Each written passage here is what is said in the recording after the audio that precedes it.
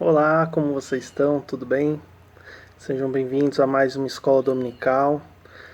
Infelizmente, nesse momento de quarentena, a gente tem que estar aqui disponível pelo vídeo, mas graças a Deus hoje a gente tem essa possibilidade de estar fazendo essa escola através de vídeos online, né? E, e a gente pode estar aqui conversando um pouco da palavra de Deus. A última escola dominical foi feita pelo pastor Wagner, onde ele falou sobre a Páscoa. Foi uma exceção do livro que a gente está estudando. Foi uma escola dominical diferente, bem legal. E hoje a gente vai voltar aos nossos estudos, os estudos que estão sendo feitos pelo livro do Wayne Grudem, Bases da Fé Cristã, tá? E nós já tivemos oportunidade aí de estudar bastante lições, né? A última referente a esse livro foi sobre o que é oração, que o Bruno também passou via online. E hoje nós vamos estudar aí o sexto capítulo desse livro, que é o que são anjos, Satanás e demônios, né? Aqui no livro a partir da página 65. E se você está aqui pela primeira vez, não deixa de se inscrever no nosso canal da Igreja Batista Ebenezer. Também põe lá o sininho para que em outras oportunidades, outros vídeos que vierem, você possa receber também as informações de que vai ter um novo vídeo. A gente está fazendo culto todos os domingos, tem a live com o pastor às quintas-feiras, está sendo bem bacana. Então não deixe de participar conosco, tá? Então ativa lá o sininho, inscreva-se. Se gostar do vídeo, põe lá que gostou do vídeo. E qualquer dúvida que você tiver referente a esta lição que nós vamos fazer hoje, deixe nos comentários a sua pergunta que a gente vai responder assim que possível, tá? Então, começando a nossa aula hoje, eu pergunto, o que são anjos? Você já parou para se perguntar o que são anjos? E a gente pode dar uma seguinte definição que até o próprio livro traz. Anjos são seres espirituais criados, dotados de juízo moral, de alta inteligência, mas desprovido de corpo físico, né? Os anjos, eles não existem desde sempre, né? Eles fazem parte do universo que Deus criou. Deus criou os anjos. No livro de Neemias, aliás, todas as referências que eu passar, se você puder ir anotando, se você puder colocando de lado para você reler depois, às vezes até reler o capítulo, algumas referências eu vou passar, não vou ler, mas aí você pode anotar e ler depois com calma. Algumas referências eu vou ler aqui com vocês. Então lá em Neemias 9:6, ele diz assim: só tu és Senhor, tu fizeste o céu dos céus e todo o seu exército, e o exército dos céus te adora. Então, Neemias 9:6 ele dá a entender que tudo foi criado por Deus, inclusive os anjos, né? Em outra referência, Paulo nos diz que Deus criou todas as coisas, as visíveis e também as invisíveis, por meio de Cristo e para Ele. E depois inclui especificamente o mundo dos anjos, com a seguinte expressão: sejam tronos, sejam soberanias, quer principados, quer potestades. Isso está em Colossenses, capítulo 1, versículo 16. No decorrer da Bíblia, nem sempre as referências para anjos elas são citadas pelo nome anjos, né? As escrituras usam também outros termos para denominar anjos. Então, por exemplo, lá em Jó, capítulo 1, versículo 16, versículo 6, diz assim: filhos de Deus. É uma expressão que diz assim, o versículo: e num dia em que os filhos de Deus vieram apresentar-se perante o Senhor, veio também Satanás entre eles. Então ele fala aqui, filhos de Deus como sendo anjos. No Salmo 89:7 temos uma outra expressão: Deus é muito formidável na Assembleia dos Santos. Então é utilizado os anjos como santos. Em Hebreus 1:14 ele coloca como espíritos. Então Não são porventura todos eles espíritos ministradores, enviados para servir aqueles que hão de herdar a salvação? Em Daniel 4,13 ele coloca como vigilantes. Estava vendo isso nas visões da minha cabeça, estando eu na minha cama, e eis que um vigia, um santo, descia dos céus. Então a gente vê várias referências, né? No texto que a gente leu um pouco antes, em Colossenses, falam de tronos, de soberanias, de principados, potestades e assim por diante. Então, anjos também tem outros nomes, outras referências. E a gente sempre tem que se atentar ao que o texto está falando, aquilo que o texto está dizendo, para saber do que eles estão realmente falando. E esses textos deixam claro que eram anjos de Deus, né? As escrituras, eles dão nome de outros tipos de seres celestiais também. A gente pode considerar esses tipos de seres celestiais como anjos, num termo mais amplo do que está sendo dito. De qualquer modo, são criaturas espirituais que servem e adoram a Deus. Vamos ver algum deles. Primeiro, os querubins. Bom, os querubins, eles receberam a tarefa de guardar a entrada do Jardim do Éden. A gente tem essa referência lá em Gênesis 3:24, que diz assim: E havendo lançado fora o homem, pôs querubins ao oriente do Jardim do Éden. E em outra passagem, ele diz que o próprio Deus está entronizado acima dos querubins. O que seria estar entronizado acima dos querubins? Está elevado. É como se pegasse uns reis da época e erguesse os reis naquelas carruagens e levasse pelo ombro. Ele está entronizado, está acima, né? Ele está colocado acima de tudo, ele foi elevado pelos querubins. A gente tem essas referências em Salmo 18:10 e também em Ezequiel 10, de 1 a 22. Aí é um texto muito grande, não dá para fazer a leitura, mas vai lá depois, Ezequiel 10, 1, 22, e faça essa leitura, é bem interessante. Outros tipos de seres espirituais que eu falei aí dos querubins, os outros tipos são os serafins, né, que também é uma outra denominação aí que a gente pode pôr para anjos. São outros grupos de seres, né, e são mencionados em Isaías 6, no versículo 2 a 7, onde a Bíblia fala que continuamente adoram ao Senhor, e clamam uns aos outros adorando a Deus e servindo ao Senhor. Então lá em Isaías, eu vou ler o versículo 2 até o 3, depois se você puder, leia até o versículo 7. Diz assim: Serafins estavam por cima deles, cada um tinha 6 asas, com 2 cobriam os seus rostos, e com 2 cobriam os seus pés, e com 2 voavam. E clamavam uns aos outros, dizendo: Santo, Santo, Santo é o Senhor dos exércitos.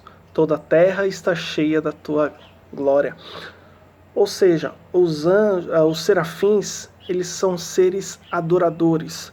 São seres que realmente servem ao Senhor 24 horas por dia, adorando, dizendo Santo, Santo, Santo. E eles se alegram nisso porque a gente pode ver que clamavam uns aos outros: Santo, Santo, Santo é o Senhor. Então é a alegria, é a exultação de estar ali perante o Senhor adorando eles. A Bíblia também fala de seres viventes. E aí a gente vê alguns seres assim que é até meio difícil de imaginar, né? Em Ezequiel e em Apocalipse também nos falam de outros tipos de criaturas, né? Então conhecidas como seres viventes, que circundam o trono de Deus, né? Então a gente vê isso em Ezequiel, capítulo 1, versículos 5 a 14, e também em Apocalipse 4, de 6 a 8. E é interessante colocar que eles põem aqui que os seus semblantes eram de leão, boi, homem, águia. E se a gente pegar esses exemplos, eles representam os seres mais poderosos de partes diversas de toda a criação divina. Então, os animais selvagens, representados aí pelo leão, os animais domesticados, representados pelo boi, os seres humanos, representados pelo homem, e os pássaros, representados pela águia. E eles adoram a Deus continuamente, como a gente pode ler lá em Apocalipse 4:8. Cada um dos seres vivos tinha 6 asas que estavam cobertas de olhos nos 2 lados, e dia e noite clamavam e adoravam o Senhor, declarando que o Senhor é o Deus Todo-Poderoso. Né? Então, existiam também esses seres. Agora, quando a gente fala de anjos, né, a gente pode colocar aí 2 anjos específicos que são dados nomes a eles. E na Bíblia a gente tem 2 anjos que são dados o nome para eles. Um desafio aí de 2 segundos. Quais eram os nomes dos 2 anjos citados na Bíblia nominalmente? Vocês saberiam dizer isso? Bom, um deles é Miguel. Tá? Miguel, ele é mencionado lá em Judas 9, versículo 9, em Apocalipse, capítulo 12, versículos 7 a 8.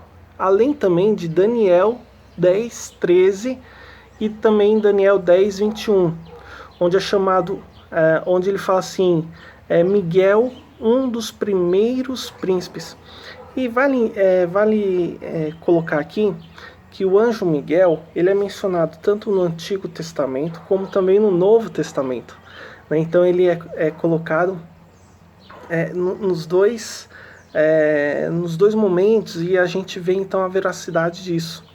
Né? Então, em um outro nome que é dado também além de Miguel é o anjo Gabriel, né? Que ele também é mencionado em Daniel, nos capítulo 8, versículo 16, e no capítulo 9, versículo 21. E ele é denominado lá como mensageiro que vem de Deus para falar ao profeta. Então ele foi mensageiro de Deus para falar ao profeta. Gabriel também se identifica como um mensageiro. Olha lá, então Gabriel a gente pode já dizer que, e também uma das funções do anjo é ser mensageiros de Deus. Né? Então Gabriel, ele também foi mensageiro de Deus a Zacarias e também a Maria, lá no nascimento de Jesus, né? Lá em Lucas 1, em que o anjo responde a Zacarias assim, eu sou Gabriel, que assisto diante de Deus. Então Lucas 1,19, ele já coloca o próprio anjo Gabriel se identificando e dando seu nome a Zacarias e também a Maria posteriormente. Dentro disso, e alguns textos também nos dá a entender que havia e há, né, uma hierarquia e uma ordem entre os anjos, tá? As escrituras indicam que existe essa hierarquia, e um deles, que é Miguel, é dito como arcanjo em Judas 9, que diz assim o versículo, mas o arcanjo Miguel, quando contendia o diabo e disputava a respeito do corpo de Moisés, não ousou pronunciar juízo de maldição contra ele, mas disse, o Senhor te repreenda. Esse título de arcanjo, ele indica soberania ou autoridade sobre outros anjos, tá? E como foi já mencionado antes em Daniel 10, versículo 3, ele é chamado um dos primeiros príncipes. Então, a gente pode imaginar que sim, há uma hierarquia entre os anjos, né, tá? E essa hierarquia, ela é obedecida totalmente. Assim como Deus é superior a todas as coisas, e eles obedecem às ordens de Deus, tá? Como mensageiros, como guerreiros, como a gente acaba de ver aqui, que o anjo Miguel, ele saiu para disputar a respeito do corpo de Moisés, né? Então ele foi lutar contra o outro demônio. E uma coisa que eu acho fantástica aqui é que ele fala assim, o Senhor te repreenda, não sou eu, né? Não sou eu, o anjo Miguel, o poderoso anjo Miguel, vou te repreender. Não, ele não proferiu nenhuma palavra no nome dele, mas sim que o Senhor te repreenda. E isso é muito legal de ver. Porém, os anjos, assim como nós, homens, a gente já estudou isso em outras oportunidades, nós temos limitações, coisas que só a Deus pertencem, né? E uma das coisas é que quando a gente vê em alguns lugares, a gente vê os anjos se deslocando de um lugar para o outro. Os anjos, eles não são onipresentes, assim como Deus é onipresente, né? Quando a gente vê, por exemplo, aí o anjo Gabriel, que foi enviado da parte de Deus a uma cidade da Galileia chamada Nazaré, em Lucas 1:26. Ele foi enviado. Se ele é enviado, ele não pode estar lá no mesmo momento onde ele estava perante a presença de Deus. Então os anjos, eles são enviados por Deus a determinados lugares. Eles não estão presentes em todos os lugares, em todas as horas, né? Somente a Deus pertence a onipresença, né? Então o anjo Gabriel, ele foi enviado da parte de Deus para uma cidade. Significa que eles estão em um lugar de cada vez. Mas eles são anjos, eles são milhares, existem, não dá para saber o número exato de anjos que existem, a Bíblia não relata isso, mas eles são milhares e Deus dá ordem a cada um para fazer aquilo que precisar, né? E aí eu pergunto para vocês, as pessoas hoje em dia, elas têm anjos da guarda, né? Isso é uma questão bem que a gente pode jogar assim de uma maneira bem interessante, porque há pessoas que acreditam que cada pessoa tem um anjo que fica te protegendo a todos os momentos, né? Então seria o anjo da guarda, né? A gente tem que ter a ideia de que os anjos estão trabalhando também ao nosso favor, mas não quando nós pedimos, mas sim quando Deus ordena, né? E aí a gente vê isso no Salmo 91, versículo 11 e 12, Salmo 91, que é bem conhecido, né? E diz lá no versículo 11 assim: aos seus anjos dará ordens a teu respeito, para que te guardem em todos os teus caminhos. Eles te sustentarão nas suas mãos, para não tropeçares em alguma pedra. Ou seja, os anjos, sim, eles estão trabalhando ao nosso favor, porém, de acordo com a ordem que Deus deu a eles, não ao nosso bel prazer. Anjo da guarda, venha me proteger. Não adianta nós pedirmos aos anjos, não adianta nós orarmos aos anjos, não adianta nós clamarmos aos anjos. Eles não vão atender. Eles vão atender a partir do momento que Deus falar. E quando que eles foram criados? Eu falei lá no início que eles foram criados. Não se tem uma posição exata de quando os anjos foram criados. A Bíblia não menciona, mas de acordo com alguns textos bíblicos mesmo, a gente pode imaginar que antes do sétimo dia, que foi o dia que Deus descansou, eles já foram criados, né? Em Gênesis 2, versículo 1 diz assim: assim, pois, foram acabados os céus, a terra e todo o seu exército. Que exército que é? Os anjos de Deus. Então a gente sabe que quando a gente fala de exército, a gente está falando como criaturas celestes que habitam o universo de Deus. Ainda mais explícito que isso é a declaração que está lá em Êxodo, capítulo 20, versículo 11. Em 6 dias fez o Senhor os céus e a terra, o mar e tudo que neles há. Ao sétimo dia descansou. E tudo que nele há. Tudo. Então, Deus criou tudo antes do sétimo dia. Então, a gente pode dizer que pode ter sido no primeiro, como até no sexto dia, Deus criou os anjos também. Logo, todos eles foram criados no máximo até o sexto dia. Tá? Quando a gente fala de anjos, e tudo que a gente viu até agora, a gente percebe que os anjos, eles são ministradores de Deus. Eles são servos do Senhor, e assim eles servem como exemplos para nós, tanto na obediência que eles tinham, como na adoração. Os anjos, eles são belos exemplos a se imitar. Tá? Jesus nos ensina a orar dizendo, faça-se a tua vontade assim na terra como nos céus, lá em Mateus 6,10. E no céu a vontade de Deus é feita pelos anjos, tá? Imediata e alegremente, sem questionamentos.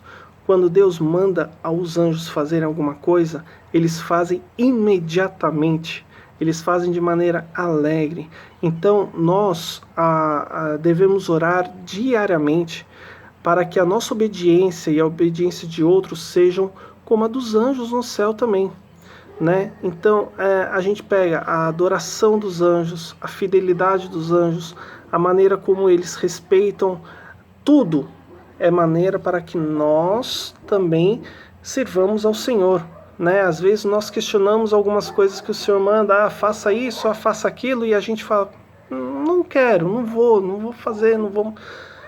A gente tem que fazer, a gente tem que imitar essa alegria de fazer, assim como os anjos fazem também. Então é um belo exemplo para nós. E eles aparecem para nós hoje? Bom, minha mãe falou que eu era um anjo enviado dos céus, mas depois de um tempo eu percebi que não era bem assim. Bom, sim, a gente pode dizer que os anjos, eles podem aparecer para nós hoje. Lá no período inicial da igreja, os anjos eles se achavam inteiramente ativos, tá? A gente vê lá em Atos 8, quando o anjo disse a Filipe que viajasse para o sul até Gaza, foi um anjo que falou com ele. A gente vê em Atos 10, de 3 a 6, lá quando um anjo orientou Cornélio a enviar um mensageiro até Jope para chamar Pedro. A gente vê em Atos 12 que um anjo exortou Pedro a que se erguesse para sair da prisão. A gente vê em Atos 27 que um anjo prometeu a Paulo que ninguém no navio pereceria.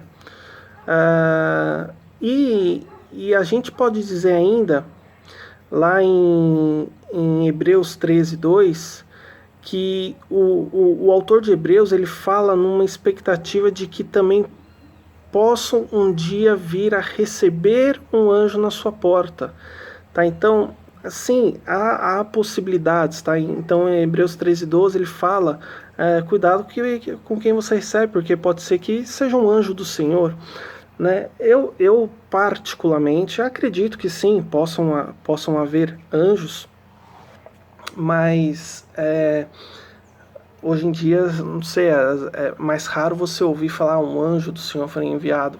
E às vezes Deus usa próprias pessoas, tá? Como anjos. A gente ouve muito testemunho, nossa, aquela pessoa foi um anjo para mim.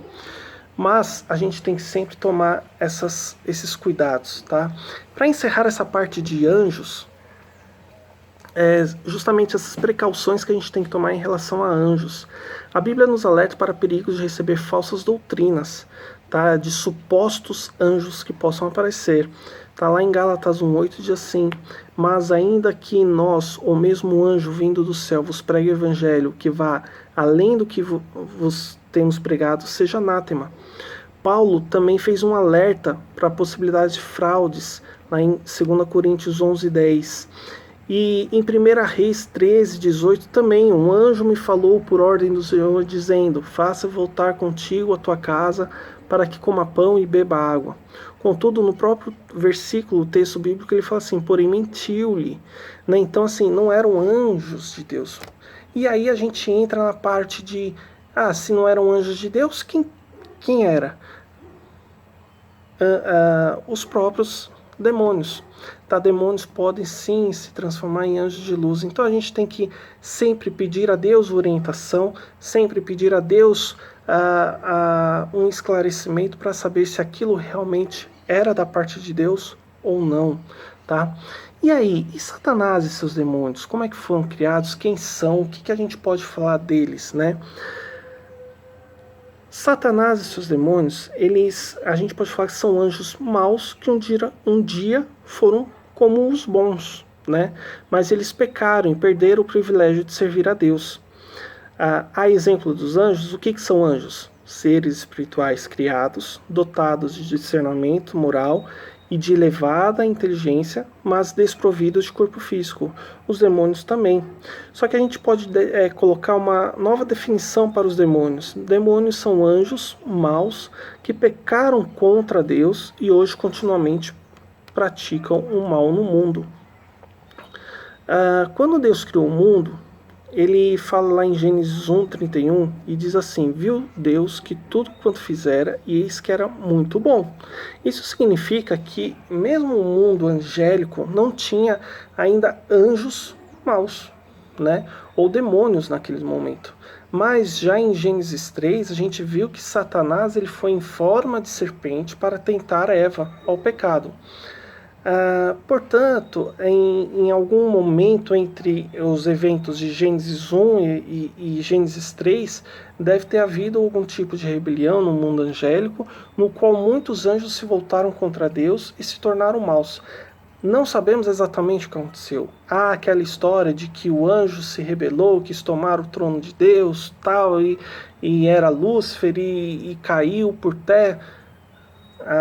As referências bíblicas elas nem sempre tratam aquilo, e algumas pessoas utilizaram lá as referências de Isaías e de Ezequiel justamente para tratar desse ponto, mas a gente não pode dizer que aqueles textos eram exatamente parte disso. Eu não vou entrar muito no mérito agora, porque senão a nossa aula vai se alongar demais, né? Eu quero trazer outros pontos aqui, mas a gente não sabe exatamente o que aconteceu para Satanás e seus demônios saírem no mundo lá de Deus, né?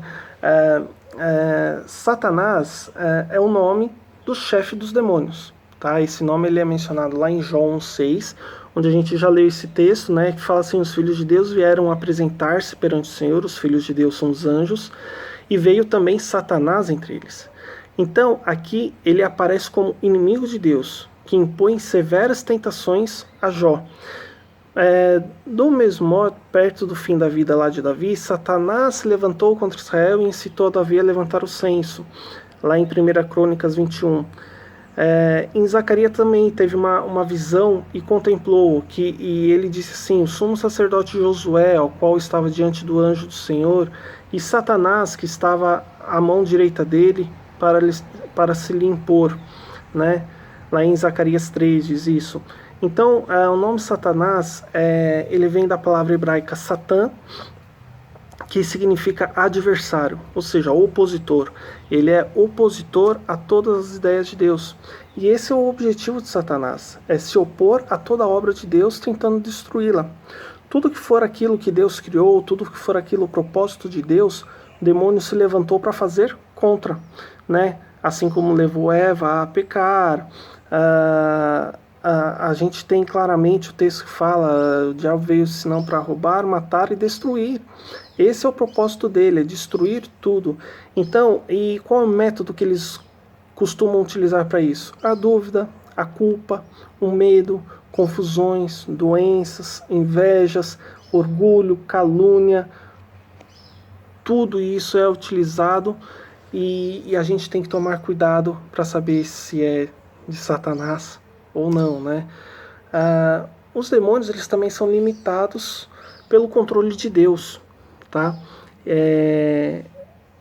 Assim como Satanás foi pedir para tentar Jó, né? Então tudo é mediante a vontade de Deus também. Por isso a nossa vida ela tem que ser uma vida de sujeitar-se a Deus. Então, primeiro, vamos nos sujeitar a Deus, que aí Deus com certeza vai nos proteger. Nós devemos resistir ao diabo, que aí o que vai acontecer? Ele vai fugir de nós. Durante a história, Satanás teve muitos pontos para trabalhar. Por exemplo, no Antigo Testamento, a palavra demônio em si ela não é usada com muita frequência, né? Dando a impressão que há poucas indicações de atividades demoníacas. Porém, a gente vê o povo frequentemente pecando, servindo a falsos deuses, e quando nos damos conta de que esses falsos deuses eram, na verdade, forças demoníacas, né? A gente começa a compreender que muitas passagens do Antigo Testamento, de fato, se referiam a demônios. Tá? Então, quando o povo pecava e caía para falsos deuses, eles estavam segundo a influência demoníaca na vida deles. Por isso Deus se afastava. E quando o povo se arrependia dos seus pecados, arrependiam dessas influências, eles se voltavam para Deus. Então a gente tem que tomar essa consciência. No ministério de Jesus, né, após centenas de anos de incapacidade de alcançar triunfo sobre as forças demoníacas, né, o povo, quando viu Jesus vindo e falando contra os demônios, e falando: Satanás, saia, reta daqui, o povo ficava: o que está acontecendo, né? O que realmente está acontecendo? Eles falavam assim, lá em Marcos 1, 27 diz assim, todos se admiravam a ponto de perguntarem-se: que vem a ser isso? Uma nova doutrina? Com qual autoridade ele ordena aos espíritos imundos e eles lhe obedecem? Então, jamais na história do mundo tamanho poder teve sobre as forças demoníacas. Então, o povo que não era tão acostumado a essas forças demoníacas, quando viu o ministério de Jesus expulsando os demônios, eles ficaram impressionados, né? Um outro ponto em que houve esse momento foi na era da Nova Aliança, né? Essa autoridade sobre as forças demoníacas, elas não se limitavam apenas a Jesus, pois ele concedeu autoridade semelhante aos primeiros 12 apóstolos e depois também aos 70. Então, os próprios apóstolos, eles assim, eu vi Satanás, eles falam assim: os próprios demônios se nos submetem pelo teu nome. Ou seja, quando eles iam contra os demônios e falavam o nome de Jesus, os demônios saíam. E assim também foi na tentação do deserto, que foi a grande primeira vitória de Jesus ali contra o demônio na sua vida terrena, porque se Jesus tivesse dado atenção às tentações do demônio, com certeza não haveria salvação hoje para nós, né? Então, na tentação do deserto, os demônios estavam presentes e Jesus ali venceu. Em outros pontos, eu vou dar uma acelerada aqui para a gente não se estender muito mais esse vídeo, mas lá no milênio, o futuro reinado dos 1000 anos de Cristo, o demônio será preso, né? E ali Jesus vai reinar durante esses 1000 anos. Em Apocalipse 20, 1:3 diz assim: vi descer do céu um anjo que tinha chave do abismo e uma grande cadeia na sua mão. Ele prendeu o dragão, a antiga serpente, que é o diabo e Satanás, e amarrou por 1000 anos.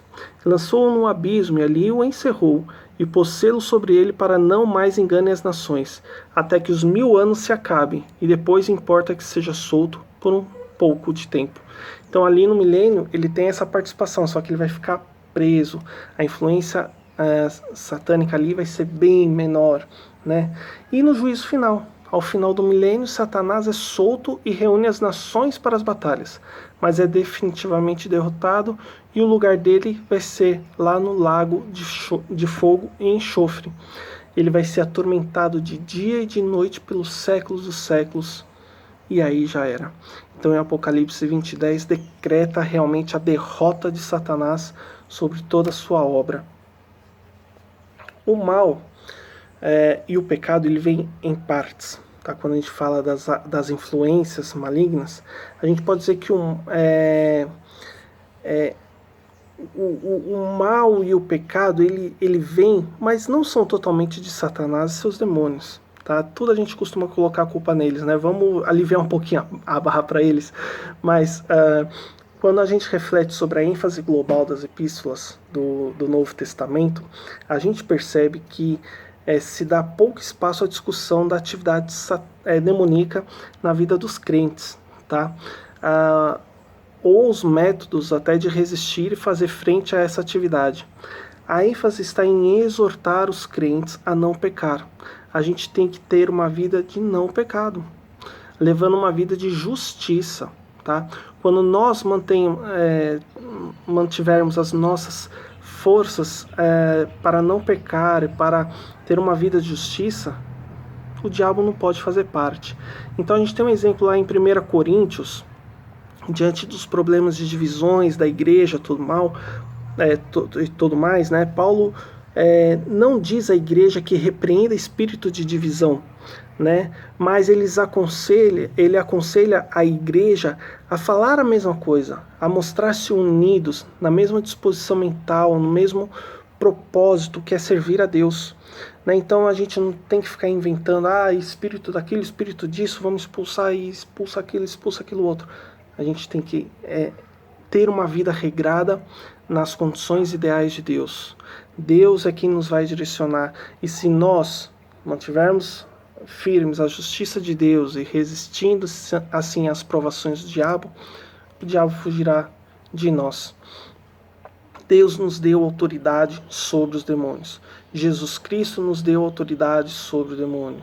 Em Lucas 9, versículo 1 diz: deu-lhes poder e autoridade sobre os demônios. E aí a gente tem que pensar que essa autoridade não vem da nossa parte, ela vem da parte de Cristo, tá? É da parte de Cristo que nós temos essa autoridade. A gente tem em Lucas 10, 17, em Atos 8, 7, em Atos 16, quando os apóstolos são exemplos do que os apóstolos podem fazer, né? Lá em Atos 8, 7 diz assim: os espíritos imundos saíram de muitos que os tinham, né? Então, isso foi Filipe que fez. Então, nós temos sim essa autoridade, e essa autoridade ela tem que ser levada a sério e tem que ser com a autoridade que Cristo Jesus nos deu, não pela nossa autoridade. Por nós não conseguimos nada, mas com a autoridade que Cristo nos dá, sim. Gente, por fim, vamos manter então essa integridade nas nossas vidas, vamos como igreja andarmos juntos, andarmos firmes, tentando sempre vencer da melhor maneira. E como que a gente pode fazer isso? Andando nos caminhos do Senhor, resistindo firmemente ao diabo, seguindo os exemplos que os anjos de Deus nos dá em adoração, em momentos de louvor, em momentos de oração, em momentos de fazer a obra de Deus, que nós tenhamos firme esse compromisso de estarmos fazendo essa obra, seja louvando, seja limpando, seja fazendo o que for. A obra de Deus ela tem que ser feita e nós devemos fazer assim como os anjos de Deus fazem, com muita alegria, com muita satisfação, sabendo que a gente está fazendo para o nosso Deus, né? E assim hoje então termino essa parte da escola dominical. Espero que esteja de agrado a todos aí. Comentem, deixe suas perguntas se tiver, a gente vai tentar responder da melhor maneira possível, e não deixa lá de se inscrever, tá bom? Gente, muito obrigado, saudades de todos vocês, espero que em breve possamos estar todos juntos na igreja, estudando juntos, e que a gente possa realmente se alegrar no Senhor, e que este momento seja um momento de muita alegria. Fiquem com Deus, um grande abraço aí a todos, tchau, tchau.